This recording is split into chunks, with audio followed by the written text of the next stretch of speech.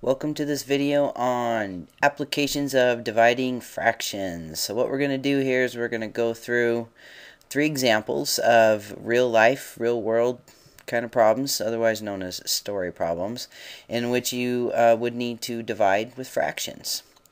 So let's take a look at our first problem. There we go. If you need to pause the video to write this down, you want to write it in your notes, that's always a good idea. Alright, so we have Zach has 12 3/4 feet of board that he needs to cut into 3 equal pieces. What is the length of each piece? Well, you know, he's dividing this long board into 3 equal pieces. So this problem kind of screams of division here. We're taking our 12 3/4 foot board and we're splitting it or dividing it into 3 equal pieces. So this is our problem here, right here. 12 3/4 divided by 3. Okay, so let's remember about dividing fractions. Let's see. We got to change this to a multiply and flip or take the reciprocal of the number we're dividing by, which is 3. And let's see, what else do I need to do? I need to make sure I have a fraction, just a regular old numerator and a denominator in both of my numbers, which I don't have in either of my numbers right now. Here I have a mixed number, and here I have a whole number. So I'm going to have to make some improper fractions out of these guys. Okay, how do I do that? 12 times 4, let's see, that'd be 48, plus 3 is 51. So I'm going to change my first fraction to 51 over 4. Now my 3, I can write that as 3 over 1, and then that'll be easy to think about flipping. So I'm going to change this divide to a times. I'm going to flip that to 1/3.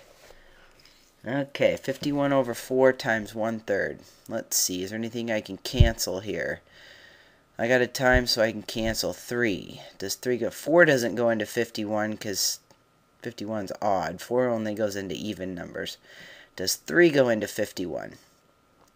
Well, as a matter of fact, it does. There's a little trick for seeing if 3 goes into a number. Let me go off to the side here real quick and show you what that trick is.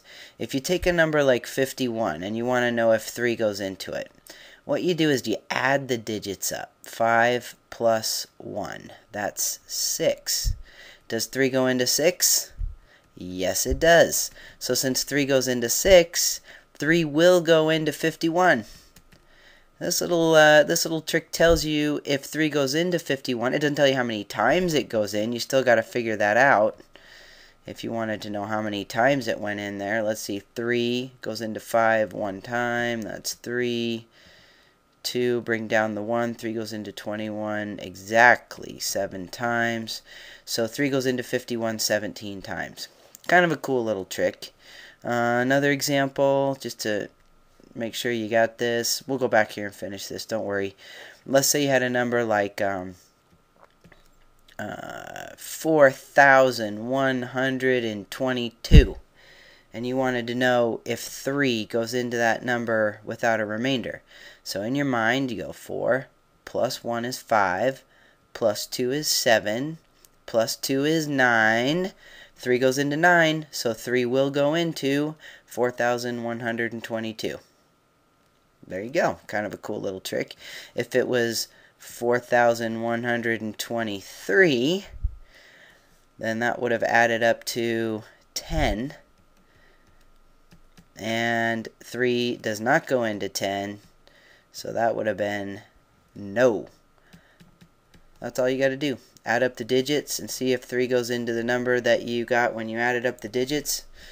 If it does, it goes into the bigger number, your original number. So that's kind of cool. Let me get rid of this here. Okay, so now that we've got that figured out, 3 goes into 51 17 times. We can cancel, so let's do that. 3 goes into 3 once. 3 goes into 51 17 times. And now I multiply straight across. So 17 times 1 is 17. 4 times 1 is 4, and I have a mixed number, so I'm going to divide that. 4 goes into 17 4 times, which is 16, so I have 1 left over, and then my denominator stays 4. Now with story problems, you always want to make sure to label your answer. What do we got here? 4 1/4. We're finding the length of each piece, so I think that'd be feet. 4 1/4 feet. How about a little extra bonus question? How many inches would that be? It'd be 4 feet. And we know that there's 12 inches in a foot, so we got 1/4 of a foot here. So we could go off to the side and figure out how many inches. We'd take 1/4 times 12. Oh, more use of fractions. Isn't this great?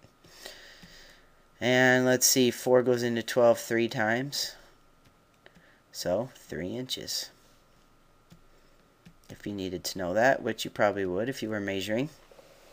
4 1/4 feet is 4 feet 3 inches.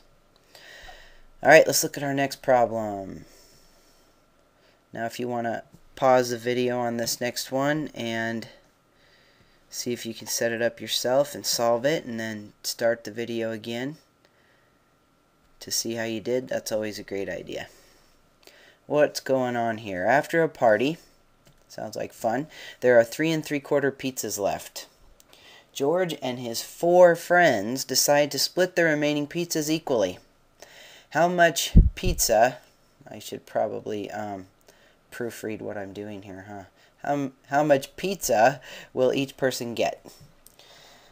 Alright, so if you want to pause it, now's a good time. Well, let's see. We have 3 3/4 pizzas, and we need to divide them or split them among George and his 4 friends. That's 5 people. So we need to divide by 5. Okay, so we got to change these. 3 times 4 is 12, plus 3 is 15 over 4.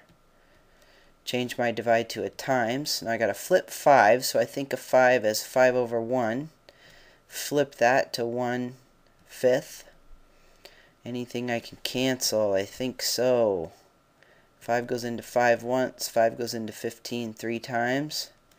So I'm left with a nice, lovely fraction of 3/4 that does not need to be reduced and does not need to be changed to a mixed number. So each person will get 3/4 of a pizza that they can take home with them.